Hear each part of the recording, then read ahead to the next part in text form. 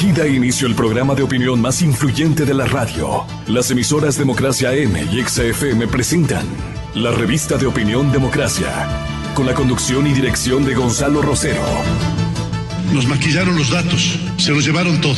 Sin amilanarse, sin amilanarse. Este Ecuador amazónico, desde siempre y hasta siempre. ¡Viva la patria! Combatiremos la corrupción, la de ahora y la de ayer, y la que podría venir, la de dentro y la de afuera.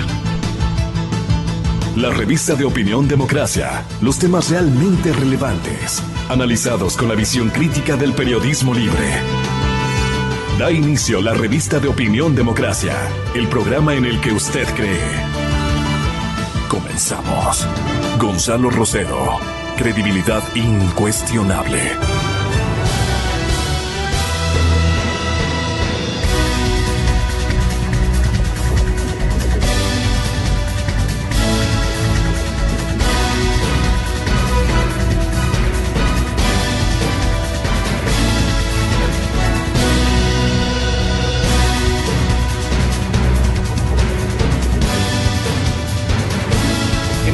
Estamos inventando un nuevo léxico político de temporada y nosotros queremos dar la equivalencia que en la electrónica ubicamos.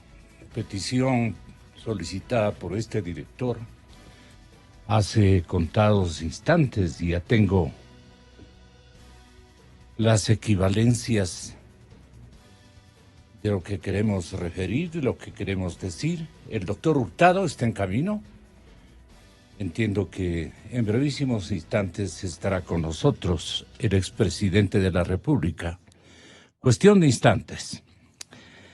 Pues aquí instruí y les dije, ¿qué es infamia? ¿Qué es infamia? Es una maldad, es una vileza que afecta el honor o el crédito de una persona. Por ejemplo, voy a acudir a la justicia para que el intendente termine con la infamia y reconozca que soy inocente. Hemos escuchado, incluso en el entorno familiar, a muchos parientes afirmar aquello. Las torturas constituyen una infamia para cualquier régimen democrático. Los seres humanos nunca reconocerán que la pobreza es una infamia que afecta a toda la especie. Pero no es su caso, señorita vicepresidenta. ¿Qué otra palabreja ha sido inventada en la coyuntura?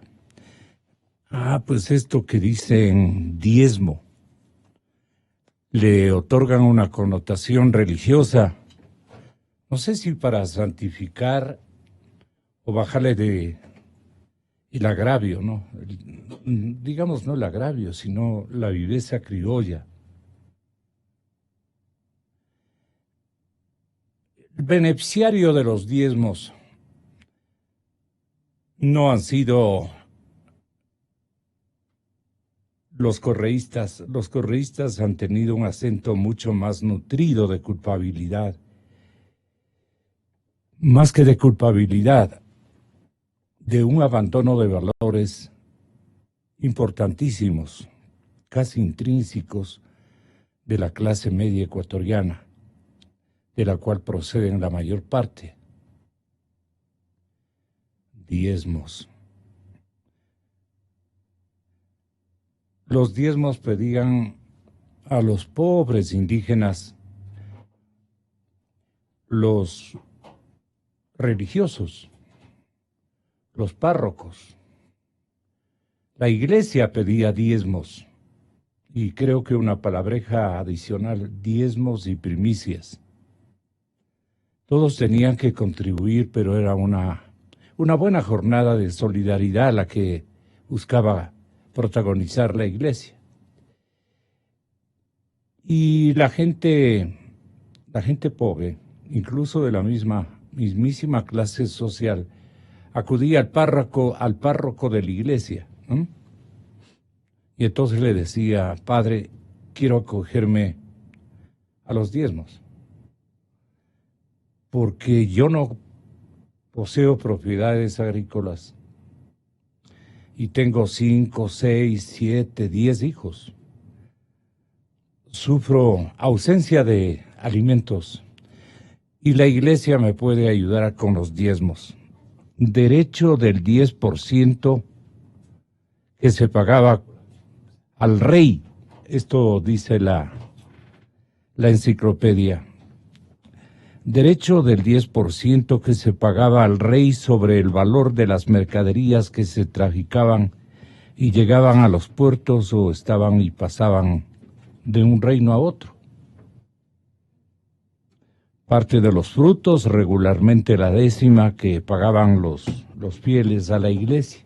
Aquí cae esto que quieren usar, como santificando esto de usurpar pues parte de un salario a los empleados. Te doy el puesto, pero tienes que darme la mitad. O por lo menos, como afirmaba alguien que comenzó a usar la palabra diezmos en la prensa ecuatoriana. Chistosísimo, decía el otro día un colega colombiano. Así llaman, sí, así llamamos. Alguien inventó. Ah, qué buena nota. Querían santificar la cosa. Sí, sí, sí. Y el diminutivo debe haberse usado en la persuasión al empleado público de parte del jefe. No te olvides de los diezmitos que aquí en la Alianza País acostumbramos a recibir los empleadores. Este ha sido un castigo para los indígenas que yo recuerdo. Yo procedo y el expresidente Hurtado procedemos de provincias eminentemente indígenas. Y ahí hicieron cualquier cosa. Las clases medias, medias altas, y no se diga un poco los gamonales de cada situación. Y recuerdo yo con tristeza porque prácticamente de esas cementeras tan pobres arranchaban. Participa, le decían al indígena. Y él atrás, algunas ocasiones nos llevaron como testigos, o como alguna vez creo que ayudé incluso a rescatar esos diezmos ofrecidos por un sacerdote de mi apellido, que recuerdan los otavaleños que residen por acá, un extraordinario religioso carchense. Él repartía estos diezmos y lo hacía con gran categoría, un religioso que nos enseñó muchos valores de solidaridad especialmente. Bueno, de repente conversar de estas cosas en un informativo, si resulta para saber, halagüeño quiero decir, para saber la infamia que menciona ha sido objeto la señorita vicepresidenta de la República. Parece que ella también quería cometer alguna infamia y se le adelantaron, ¿no? Usted podría ubicarle a este caballero que le asesoraba a la... Sí, qué bueno es usted para encontrar a las personas, Milton. Denos una mano con este caballero, a ver qué opinión tiene, ¿no? ¿Cómo es que fue descubierto? ¿Quién le estimuló para que confiese? Qué pena esperarle con este tema, al parecer tan intrascendente, que ha sido una verdadera minga de las infamias que ellos sí han cometido en contra del interés público y de la sociedad ecuatoriana, de la comunidad más pobre. Se han llevado el dinero en cantidades impresionantes, solo porque trabajaban, solo porque laboraban en un gobierno nefasto como el de Correa. Diezmos, no le quiero desacreditar al reverendo padre que debe estar seguramente en el cielo.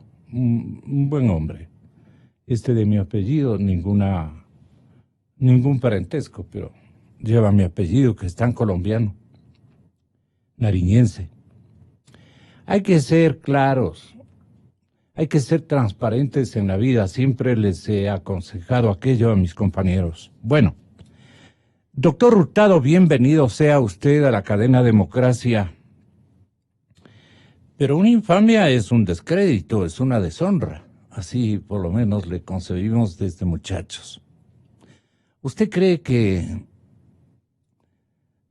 doña cayó entrampada en una deshonra, un descrédito, en una maldad, en una vileza de alguien que supuso que ella estaba también en algunas prácticas no muy leales con el statu quo de la temporadita?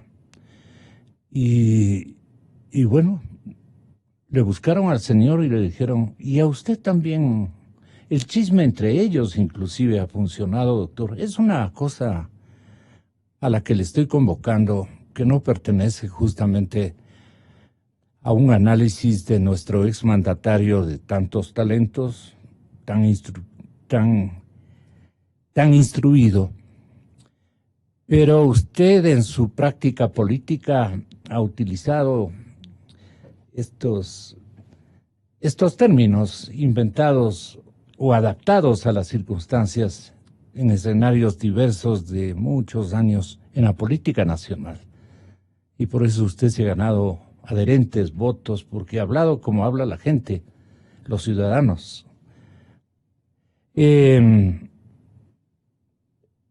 ¿Cree usted que ha sido una infamia o qué cree usted? ¿Por qué ha actuado de esa manera la señorita vicepresidenta, antes naturalmente ni de soñar que iba a ser la segunda mandataria de este país? Como usted fue segundo mandatario y primer mandatario de nuestra república, dije, esto le voy a encargar al doctor Hurtado diciéndole, ¿cómo le parece que un vicepresidente de la república esté acudiendo a las prácticas de los diezmos inventadas por el correísmo?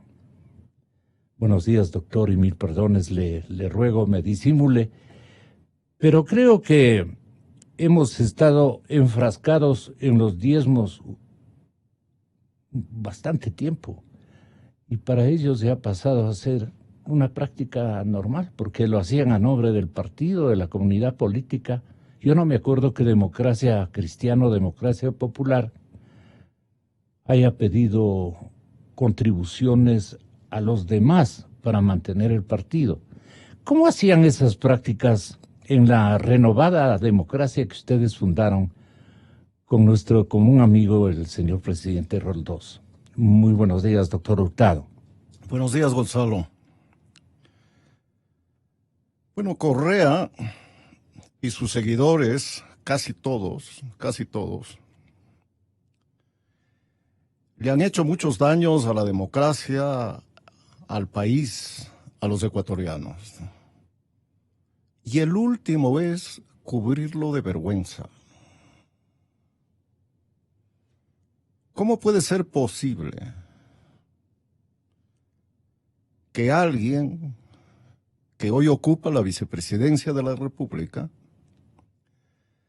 mientras fue asambleísta de Alianza País, igual que otras compañeras y compañeros, así habla la gente de Alianza País, ¿no?, hayan usurpado, hayan robado una parte del sueldo de sus compañeros de partido? Porque no es que le estaban cobrando una comisión a un empresario, a un oligarca, a una empresa extranjera imperialista, porque así suelen justificar su corrupción estos revolucionarios. Ellos no es que están robando, ¿no? Están expropiando a los ricos, a los poderosos, ¿no? Bueno, aquí tenemos uno más de los tantos ejemplos de que se le quitaba el dinero, se le expropiaba, se le usurpaba a alguien que recibía un sueldo y era su compañero de partido. Esto ya rebasa todo límite, todo punto final, ¿no? Todo muro, ¿no? Esto es absolutamente inaudito. ¿Y que quién procedió de este modo? Porque los documentos me parece a mí que son contundentes, ¿no? Porque no es que el empleado dice que le reducían una parte de su sueldo para beneficio teóricamente del partido, sino que añade que se depositaba en una cuenta bancaria y que esa cuenta bancaria es de la hoy vicepresidenta de la República. Entonces ese dinero no iba al partido, iba al beneficio personal de la segunda magistrada del Estado. En ese entonces no lo era. Bueno, si a alguien le quedaba duda en el Ecuador de todo aquello que se decía de la corrupción del gobierno de Correa, de su vicepresidente, de sus ministros, de sus gerentes, de sus funcionarios y de sus asambleístas, bueno, después de lo que ha revelado la prensa libre finalmente este día, lunes o martes, bueno, es necesario que voy a tomar una palabra del actual presidente del Ecuador, ¿no? Es necesario de que finalmente se haga la cirugía mayor, ¿no? De la que tanto se habla y ni siquiera se ha cortado las uñas hasta este momento, peor hacer una cirugía mayor. Bien dicho aquello, doctor. Hemos creado las condiciones necesarias para una justicia y funciones independientes. Han recaído supuestas acusaciones sobre la vicepresidenta. La institucionalidad creada, quiere decir por mí, y las instancias competentes determinarán si existen o no responsabilidades. ¿Quién dice eso? Moreno, el señor presidente de la República, Lenín Moreno Garcés. ¿Y cómo le pareció a usted? Pero la realidad es que los fiscales de Correa siguen en sus funciones, que los jueces de Correa continúan en sus cargos, jueces que acatando las órdenes de Correa y fiscales que de igual modo, por ejemplo, condenaron a un inocente como era el entonces asambleísta Lara, imputándole un crimen cometido por él como cómplice y por su pareja que todavía está en prisión. Esos jueces condenaron al diario El Universo, a varios canales de televisión, a varias radios. Esos jueces enviaban escritos amedrentando a los dirigentes de la oposición y silenciándolos. Bueno, esos jueces van a examinar la corrupción del gobierno de su señor, ¿no? De su amo. Porque esos jueces y esos fiscales procedían no como si fueran funcionarios del Estado, sino como si fueran como si fueran pasasillas, ¿no? Del presidente de la República para hablar con propiedad del dictador Correa, ¿no? Así procedían. Bueno, el problema de la justicia y de la fiscalía en el Ecuador hoy es que en nada se parece a la fiscalía y a la justicia del Brasil. Y tampoco a la fiscalía y a la justicia del Perú.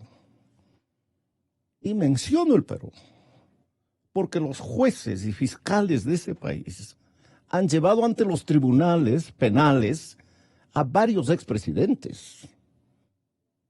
Aquí, el presidente Correa, el dictador Correa, ha sido llamado por el delito de corrupción para ser enjuiciado, para ser investigado.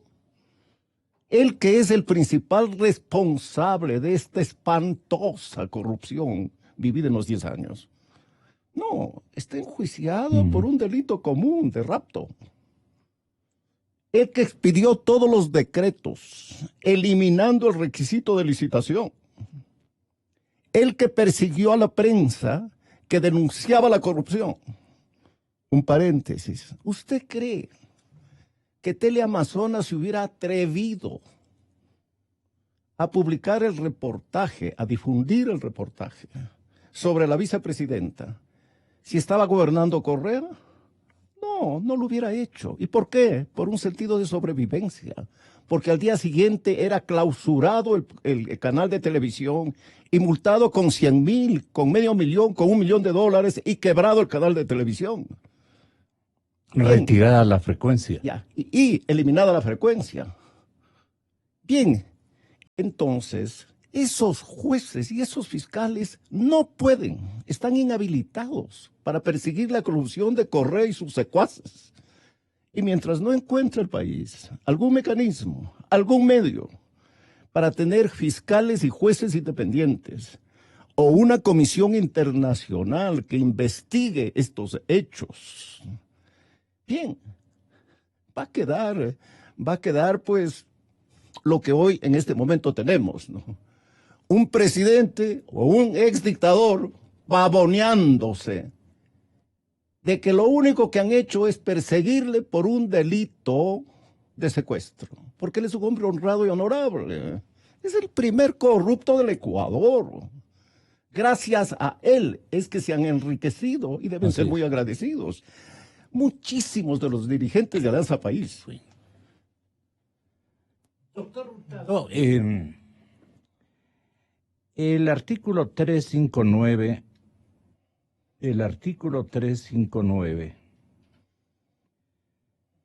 no sé si del régimen de partidos o es de la Carta Política de nuestro Estado, de la Constitución vigente, señala que el patrimonio de los partidos y movimientos políticos podrá integrarse también con las contribuciones periódicas de los afiliados y adherentes, los recursos obtenidos de las actividades organizativas promovidas por sus frentes seccionales o sectoriales, militantes o adherentes, y por las rentas ocasionales generadas por sus inversiones, donaciones y legados. No podrán existir contribuciones anónimas y la persona natural o jurídica no podrá contribuir anualmente con un monto superior al valor de 200 canastas básicas familiares respecto de la fijación realizada por el INEC para el mes de diciembre del año inmediato anterior, o que suponga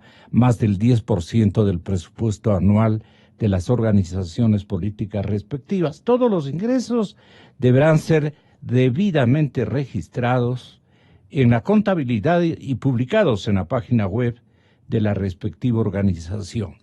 Un poco adelantándome yo a la creación, obra suya y obra del expresidente Roldós, que yo lo recuerdo nítidamente, en la comisión, entiendo que fue la comisión que elaboró la Constitución. Jaime en la comisión que elaboró la Constitución, y usted en la que elaboró la ley de elecciones. Correcto. Y la ley de partidos. Más responsabilidad todavía la suya, porque usted contribuyó a que los partidos se transparenten y que los auspiciantes, la gente que en una organización política tenía un poquito más de dinero que la militancia media y baja o popular, pues contribuyan, y eso estaba autorizado, pero bajo un signo de vigilancia y con límites y soportes que me parecían extremadamente éticos. Antes de que le digan que usted ha sido el que en el régimen de partidos creó estas contribuciones para los partidos políticos, vale la pena que nos explique cuál fue el espíritu de esta invención, ¿no? No, siempre aquí y en todas partes del mundo, los partidos reciben contribuciones de sus afiliados. Siempre.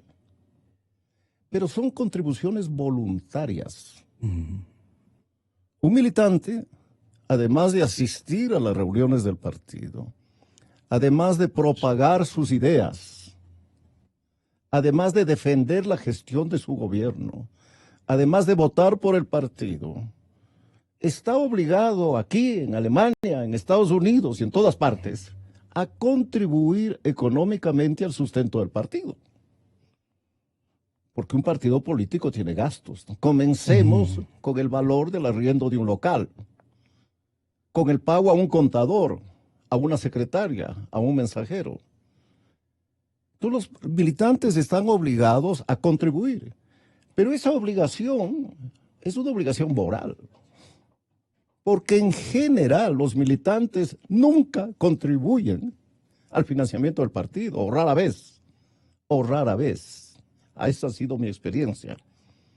Entonces, cuando yo fui miembro de esa comisión, por primera vez se introdujo en la ley de elecciones la contribución del Estado, el financiamiento del Estado a los partidos políticos, para que no tengan que depender de los intereses o del financiamiento particular.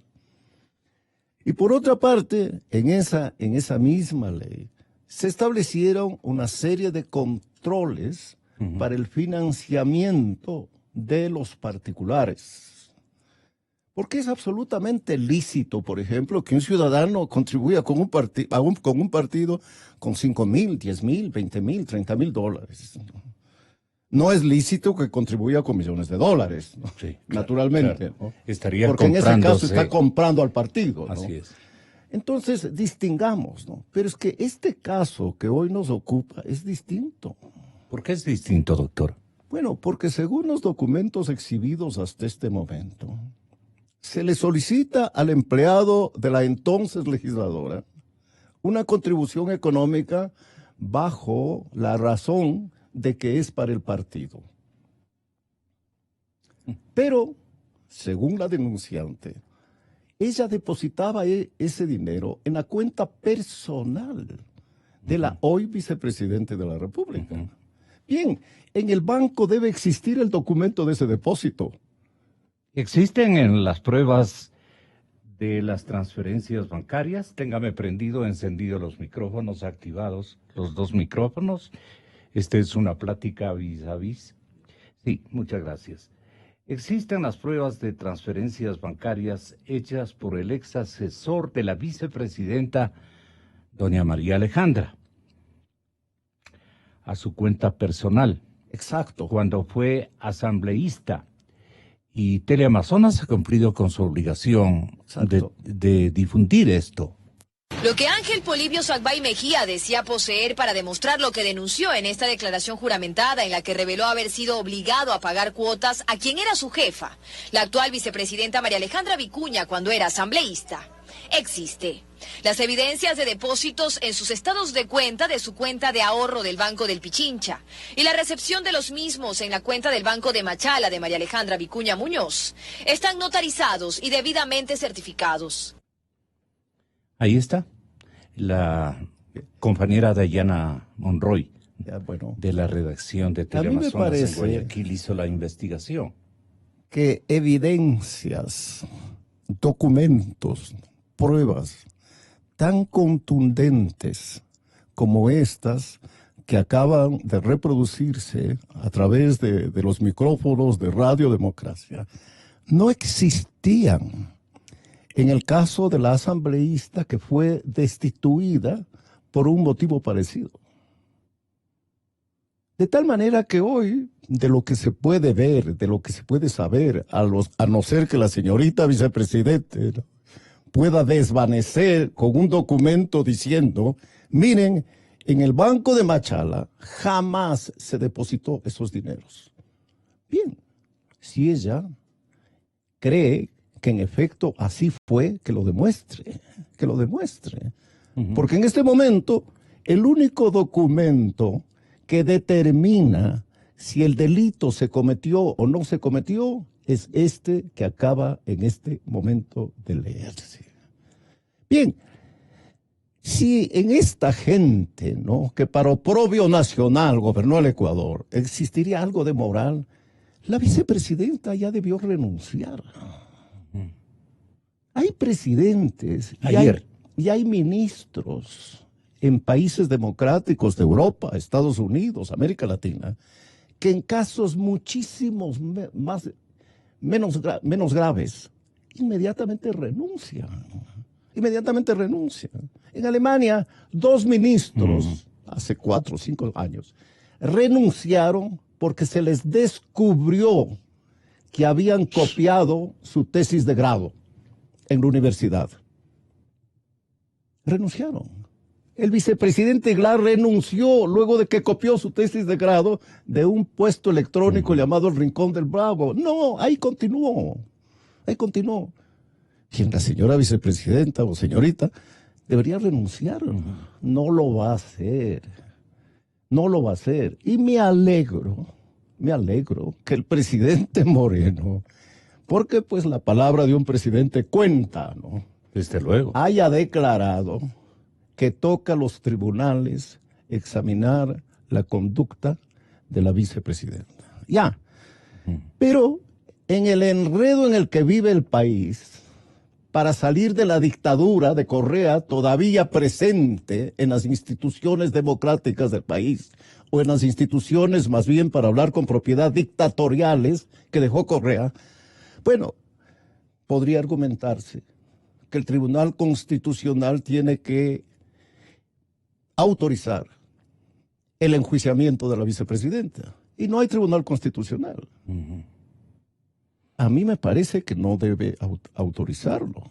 ¿Y quién le ha permitido? Porque este delito, en el caso de existir, en el caso de que sea aprobado, la cometió ella cuando era legisladora.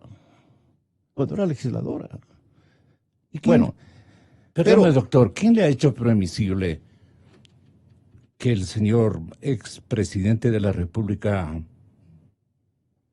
Rafael Correa, siga ejercitándose como superintendente de personal del régimen de su coideario antes de el señor presidente Moreno? ¿Quién le ha facilitado eso? Porque él opina, porque él indica, señala caminos, ofrece discursos para que sean repetidos por una generalidad de militantes que tienen de alguna manera una posición más o menos relevante, administrativamente hablando. Entonces él sigue siendo, yo le calificaría de superintendente de personal, pues, ¿no? Bueno, es que... ¿Quién le ha permitido? No, nadie le ha permitido, ¿no? Pero hay seres humanos, ¿no?, que son capaces de decir cualquier cosa. Nosotros, usted y yo, tuvimos compañeros de escuela, compañeros de colegio, compañeros de barrio, de esa calaña, a los cuales evitábamos, porque podía meternos la mano en el bolsillo. Así es. Y después decir que es el vecino, o que es el profesor. Bueno, Correa es esa clase de tipo. O nos arranchaban. Es esa clase de tipo, ¿no? Por eso creo que ya para buena parte de los ecuatorianos su palabra no vale nada, absolutamente nada, porque capaz es de decir cualquier mentira, cualquier falsedad, ¿no?, cualquier temeridad, ¿no?, cualquier calumnia, sin sonrojarse. Es posible que tenga alguna perturbación mental, ¿no? Porque da la impresión que no se da cuenta de que de 10 palabras que pronuncia, 5 son falsas. Pero bien, dejémoslo a él, ¿no? Este no es tema de Correa, ¿no? Este es un tema de Alianza País, del gobierno. Digo de Alianza País porque esta señora o señorita es una prominente afiliada. Y su padre, un prominente asesor o consultor del gobierno. Además, funcionario del gobierno en un banco del Estado, ¿no? Y, pues, obviamente, en una ¿no? aseguradora Si de también. por medio está en este momento la posibilidad de que haya incurrido en un acto de corrupción la vicepresidente de la República, es obvio que el gobierno tiene en sus manos la responsabilidad, ¿no?, de prestar toda su contribución Al esclarecimiento. al esclarecimiento del hecho. Y puede tomar medidas administrativas, pues, mientras cuáles? esto se esclarezca, ¿no? ¿Qué habría ¿Cómo puede hecho ser con que su esta señora, vicepresidente usted? por ejemplo, cómo puede ser posible que la señorita vicepresidente, ¿no?, tenga casi 200 empleados para no hacer nada, porque ella no tiene ninguna función? De esos 200 empleados, 190 serán vagos, no harán nada. ¿Cómo puede ser posible? Hay algunos acompañantes a Europa. Claro, ¿cómo puede ser posible que casi 20 asesores tenga la señorita vicepresidenta? Casi 20. Yo creo que podríamos definir el puesto de asesor como vago que no hace nada, excepto cobrar el sueldo. Bueno, tiene casi 20. Y darle la alícuota o la comisión a Tiene la casi 20 choferes. 20. Con 20 autos. Lo cual quiere decir casi 20 automóviles. Todos los asesores, además de vagos, tienen chofer y tienen automóvil. Yo pienso que el presidente de la República, que el ministro de Finanzas, puede enviar al país una señal para confirmar la declaración que ha hecho el señor Moreno, o el licenciado Moreno, ¿no? Bueno, elimine esos asesores de la vicepresidenta. Investigue si a ellos también les cobra un diezmo. ¿Y si, Elimine. ¿Y si él también los tiene, doctor? ¿Ah? Y si el señor presidente también los tiene por necesidad, obviamente, Bueno, pues, es su presidente de la República. Mire, le voy a contar lo que pasaba en mi gobierno, ¿no? Ujú. Los asesores del presidente de la República son los ministros, Claro. los gerentes de las grandes compañías. ¿Quiénes eran mis asesores? Exclusivamente yo tenía asesoría jurídica en la presidencia. 3, 4, 5, 6 abogados. Yo no tuve un economista asesor en la presidencia, un sociólogo, un politólogo, un ingeniero eléctrico, no. Mi asesor económico era el ministro de Finanzas. Bajemos en la pirámide de gobierno. ¿Quiénes son los asesores de los ministros? No estos vagos que viven con nuestro esfuerzo por los impuestos que pagamos. No, los asesores de los ministros son los directores de los departamentos, los técnicos del ministerio, la burocracia del ministerio. Un ministro no necesita asesores. Primero porque se supone que el ministro es lo suficientemente talentoso, lo suficientemente formado, lo suficientemente experimentado para tomar decisiones sin necesidad de asesores. Pero si le falta información, para eso están los departamentos del ministerio.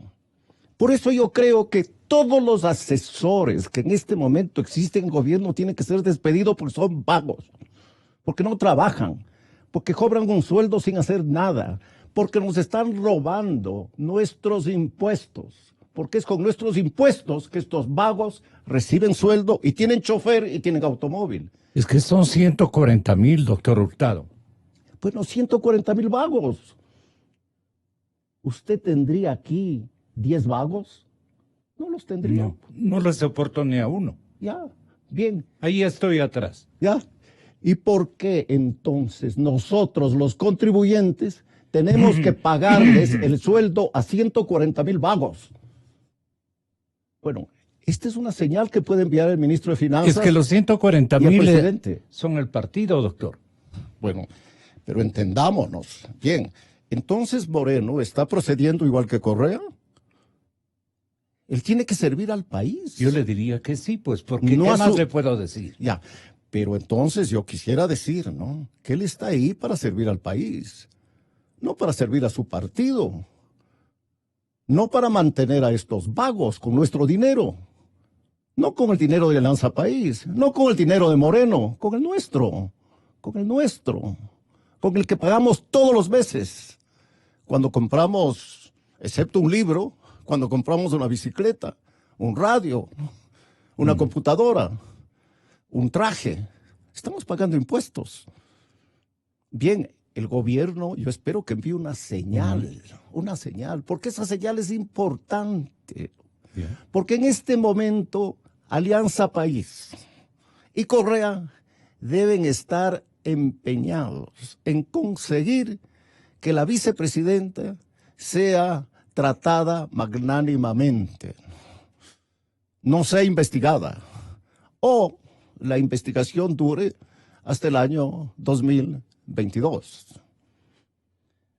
Y si los colaboradores y también asesores íntimos y leales del señor presidente Moreno advirtieron que estaba en unas prácticas medias complicadas y consumaron una investigación rapidísima, alguien dijo, ella también es beneficiaria de los diezmos.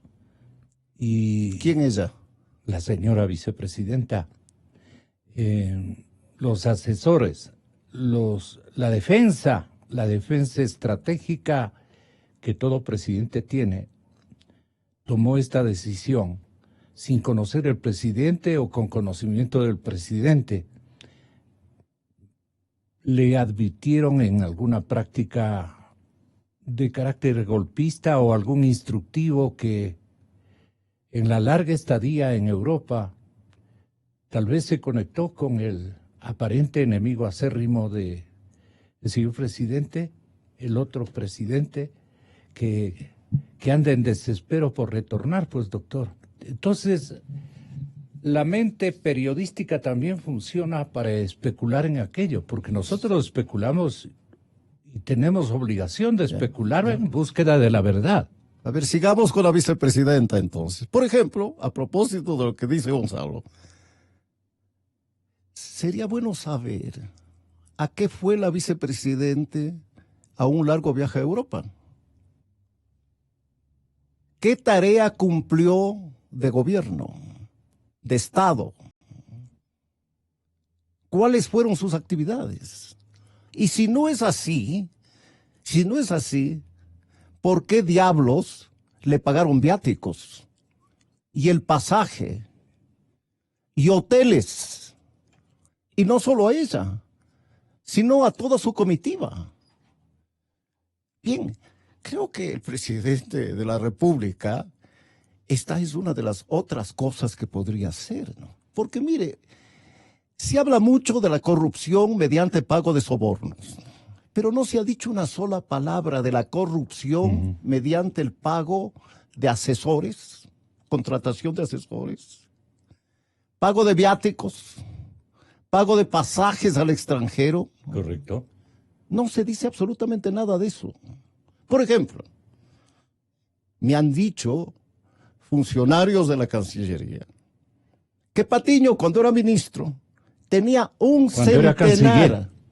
centenar de asesores.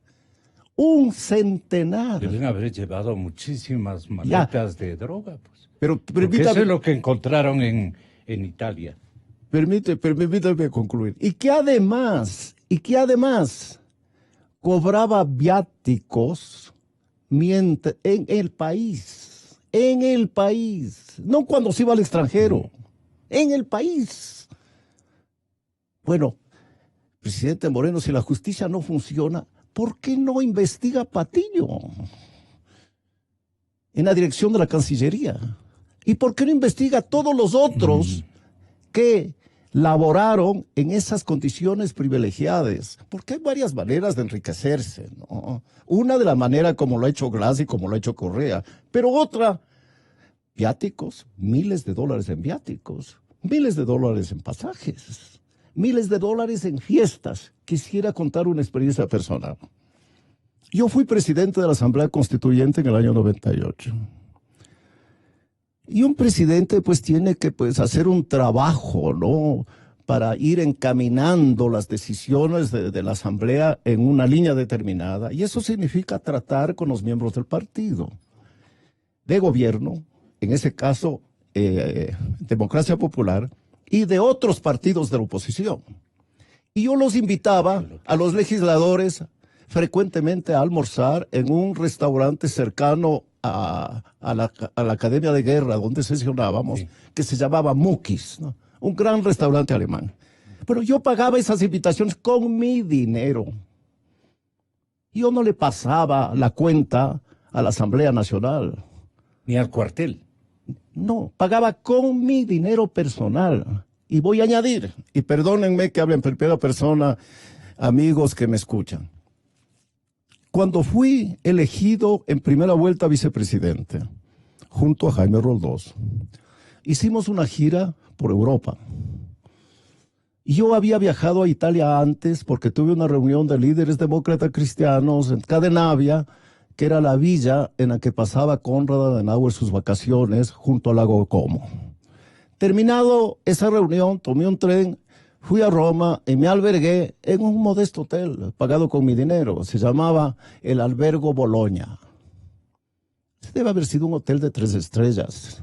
Yo ya había sido casi elegido vicepresidente y fui al aeropuerto a recibir a Jaime. Y estando ahí en el aeropuerto, estaba algún funcionario secundario de la embajada y una compañía de viajes que esperaba al presidente casi electo. Bien, llegó Jaime, nos embarcaron en una van y nos llevaron al mejor hotel de Roma, el Hotel Excelsior, que está en la Vía Véneto. Y cuando llegamos al vestíbulo, yo le digo a Jaime, oye, ¿y quién paga este hotel? Porque yo no tengo dinero para pagar este hotel, le digo yo.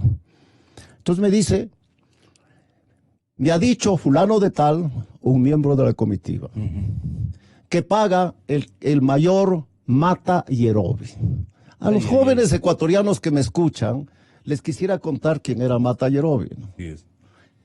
Era un militar retirado, muy listo, que hizo mucho dinero. ¿Cómo lo hizo? Vendiendo armas al ejército, a las Fuerzas Armadas ecuatorianas. Bien, yo le digo a Jaime, mira, un presidente electo y un vicepresidente casi electo no le pueden pagar una cuenta a alguien que contrata con el Estado. Mire nuestra delicadeza. Y Jaime, que era un hombre honorable, dijo, tienes razón.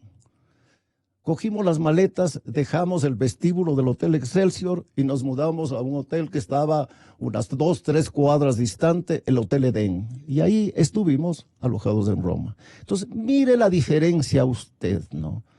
Entre gente de principios morales y gente que se da la vuelta a Europa y al mundo, como hicieron casi todos los dirigentes de Alianza País, con dinero público, con nuestro dinero. Y con nuestros aviones. Y con los aviones. A propósito de eso, ¿cuándo va a aparecer el informe sobre los aviones, sobre los viajes secretos de aviones a países árabes? Ayer yo conversé con Emilio Palacio y nos decía desde Miami lo siguiente. La Contraloría efectivamente ha hecho un análisis de 261 vuelos a un costo de 13,5 millones, como usted perfectamente señaló. Para mí uno de los vuelos clave, que usted creo que lo mencionó, es el que se hizo del 21 al 28 de enero del 2017 a Dubái. Dubái es el paraíso de cualquier persona que quiera ocultar fortunas. Porque usted llega con un maletín lleno de dólares y el banquero no le pregunta de dónde salió. Allí no hay democracia. Y ese avión viajó sin carga y sin pasajeros, o al menos no informaron ni cargas ni de pasajeros. Era el Embraer, el FAE 51. No conozco también, por ejemplo, si ahí está un vuelo que se hizo del 16 al 22 de abril del 2014. ¿Por qué es importante? Porque durante 3 días Rafael Correa desapareció. No estaba en ninguna parte y de repente apareció en Barcelona varios días después. Entonces, ¿qué hizo en esos 3 días, 2 días y medio en los que Rafael Correa desapareció, ¿dónde estaban los aviones? No sabemos también. De que muchísimos de estos vuelos no llevaban pasajeros, tampoco llevaban carga, porque cuando un vuelo se produce, las autoridades deben tener un manifiesto de carga y una lista de pasajeros. En varios vuelos no hay ninguna de las dos cosas. Entonces, porque podrían decir, no, que estábamos llevando valija diplomática, para poner un ejemplo, pero tampoco hay manifiesto de carga. Es decir, todo estaba oculto. Lo único que sabemos es el piloto. Un amigazo de el expresidente Correa es el que piloteaba tarde de la noche, como solían decir nuestros padres. Viajaba, hacía creo que un par de escalas, pero llegaba incluso hasta Qatar, doctor Hurtado. Bueno, ¿qué llevaba ahí? Solitario, el aburrido viaje, ¿no? Hay pero un dicho, cargado de billetes, dicen. Hay un dicho, piensa mal y acertarás. Yo pienso que ese dicho, que entraña una verdad, en realidad no es válido para todo el mundo, ¿no? Uno piensa mal y no acierta si es que está pensando en una persona honorable, ¿no? Pero pensando en Correa, pensando en Glass, pensando en sus ministros, en sus subsecretarios, en sus gerentes y en buena parte de sus asambleístas. Y buena parte de su partido. Y buena parte de los dirigentes de su partido. Pensar mal, usted tiene la seguridad de que va a acertar. Digo esto porque ¿dónde está la plata de Glass? ¿Dónde está la plata de Correa? ¿Dónde está la plata de sus ministros? ¿Y dónde está la plata de Alianza País? ¿Alguien en Carondelet sabrá, doctor? Ya, un minuto, ¿no? Bien, yo pienso que puede estar en Dubái. ¿Y cómo diablos vamos a llegar a ese emirato, ¿no? Para que se abran las cuentas de los bancos y podamos confirmar que Correa es inocente, que Glass es inocente, que Alianza País es inocente y que los ministros de Correa y los asambleístas de Correa no tienen un centavo en Dubái? Mire, si cobraron sobornos a Odebrecht, ¿usted cree que no les cobraron a los constructores ecuatorianos? Esta compañía china que hizo Codo Sinclair estaba sancionada por el Banco Mundial por corrupción, sancionada por el Banco de África por corrupción, descubierta el pago de millonarios sobornos a través de Andorra a altos funcionarios del gobierno venezolano. Esta compañía china es una compañía corrupta. ¿Usted cree que por Codo Sinclair no se pagó a miembros del gobierno de Correa? Bien, por todo esto, Gonzalo, creo que tenemos que hacer una campaña para que tengamos jueces independientes y fiscales independientes.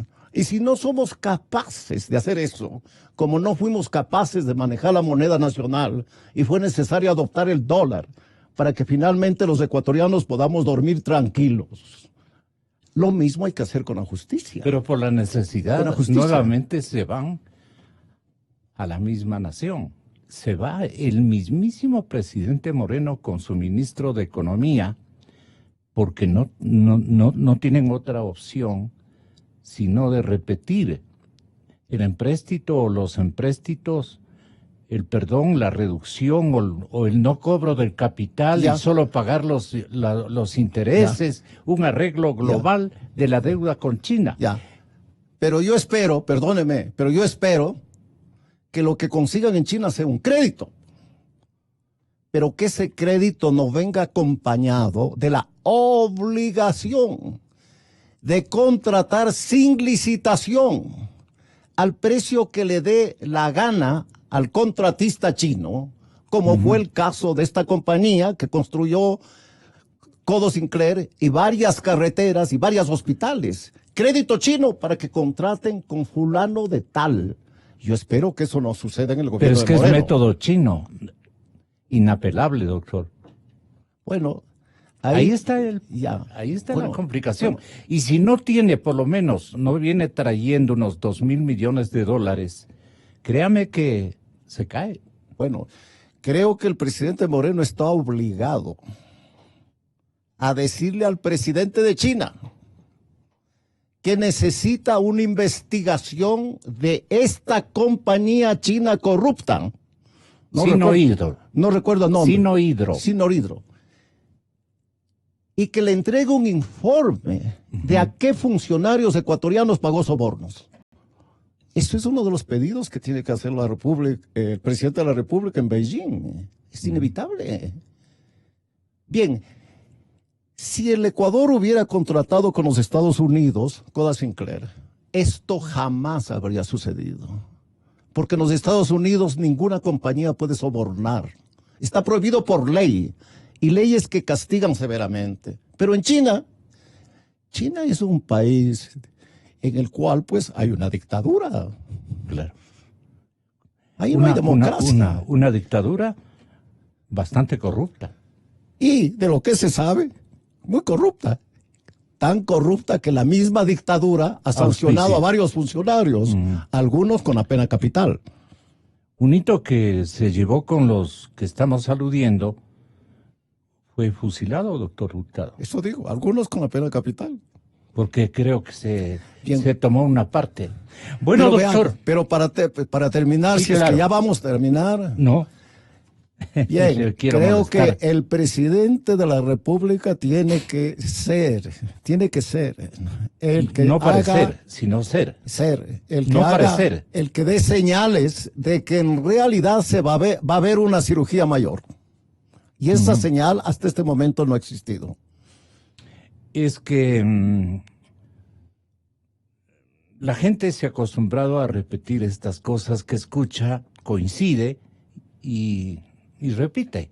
Dicen, doctor Hurtado, lo que pasa es que no pueden desacreditarse entre ellos. Son los mismos o algo por el estilo.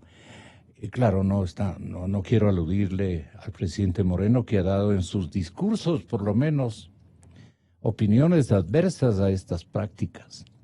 Pero ya es hora de que haga algo por recuperar el dinero robado que tanta falta hace antes que viajar a China, irnos a Dubái, a contratar una empresa internacional. Deben haber, así como hay, pícaros avispados que ocultan los dineros. Usted solamente les remite el dinero en términos digitales. Todo es digital ahora. Y él se empeña, esta compañía, en tenerle en una cuenta aquí, en otra cuenta por acá.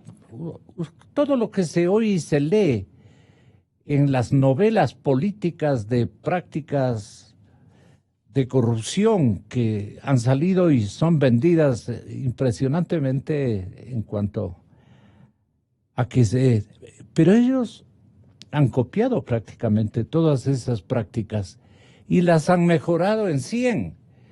Y no hay quien diga, yo no participé de eso. A ti también te di una buena parte de la comisión, también te entregué. Entonces todo el mundo se asusta frente al compañero al que tienen que denunciar por obligación. Para nosotros, moral, ética, por formación. Para ellos, por deformación. Es una corriente, una liga de ciudadanos, lamentablemente, de los cuales no escapa casi nadie. Pero sí, termina el gobierno de Moreno con Correa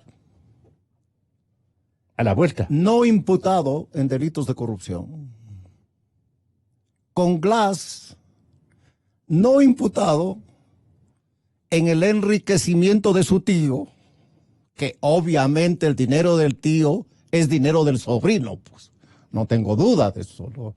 ¿Verdad? Así es. Si los ministros de Correa corruptos no son condenados, yo pienso que Moreno se irá del gobierno y Alianza del País se irán del gobierno como corresponsables de esa corrupción. Porque ellos en este momento están en capacidad de tomar medidas en ese sentido. Por ejemplo, el Congreso Nacional debe ya, Asamblea Nacional, ¿no? Y yo digo Congreso Nacional porque siempre se lo denominó así en la historia del Ecuador. Nos acostumbramos. Bien, la Asamblea Nacional tiene que llamar a la vicepresidente inmediatamente a que rinda cuentas.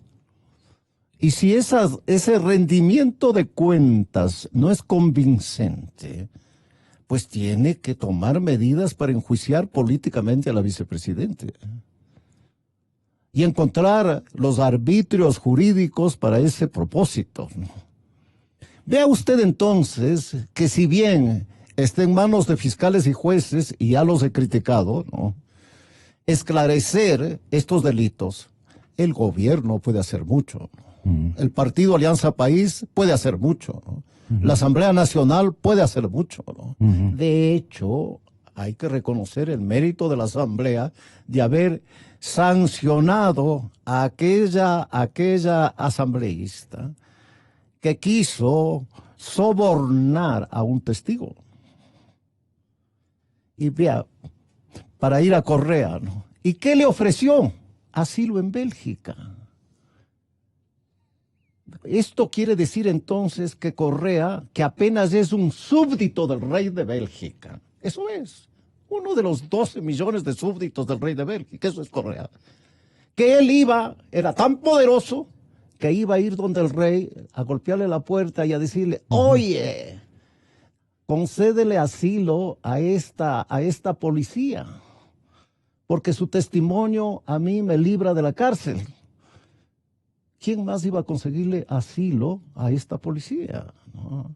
Entonces, mire usted, ahí estuvo Correa involucrado en el soborno, en el intento de soborno, ¿no?, de corrupción a esta modesta policía que ha contribuido, y hay que reconocer su mérito, a que se esclarezca ese delito. Como representante de la decencia pública, el expresidente Hurtado, quiero que le diga al actual fiscal. Doctora Ruth Palacios, escuche al presidente Osvaldo Hurtado Larrea este exhorto. Usted es la fiscal de turno a este momento. Aquí está el audio de la fiscal general encargada, Ruth Palacios, que anuncia que realizará, el número 2, las diligencias necesarias para iniciar una investigación previa sobre la denuncia de estos supuestos cobros indebidos de la vicepresidenta María Alejandra. Estamos haciendo las diligencias necesarias a fin de recabar la información de la fuente directa. Hablan de una declaración juramentada, efectivamente acudiremos hasta el lugar donde se hizo esta declaración juramentada y en base a eso se iniciará la investigación previa respectiva. Se practicará dentro de la investigación previa todas las diligencias necesarias para esclarecer el ilícito. No podría adelantarme lo que se va a hacer en una investigación previa porque, como ustedes saben, es una investigación reservada justamente para asegurar los resultados de esta investigación. La denuncia que se inicia es básicamente con una noticia, no tenemos todavía ninguna prueba. Bueno, yo hago votos, ¿no?, porque la señora fiscal encargada cumpla muy prolijamente, muy responsablemente lo que acaba de decir. Y para esto no necesita meses, ni siquiera semanas. Ya tiene todo. Lo que tiene que hacer únicamente es verificar si esos depósitos se hicieron en la cuenta de la vicepresidenta. Eso es todavía mucho más importante que la declaración jurada, ¿no? Y con eso tiene prueba plena de la comisión del delito. ¿Cuánto demora eso? Con la electrónica, 1 hora. Démosle a la señora fiscal varios días. El próximo lunes debe ya decirle al país, he iniciado esta acción fiscal. De carácter penal, claro, de connotación penal. Sí, doctor. Confiemos en ella. En los fiscales que han desfilado, yo no les presto ni la paraguas, ¿no? No les presto. Se vayan a llevar. Buenos días, doctor Hurtado. Muchas gracias. Gracias, Gonzalo. Gracias por invitarme otra vez. Gonzalo Rosero. Credibilidad incuestionable.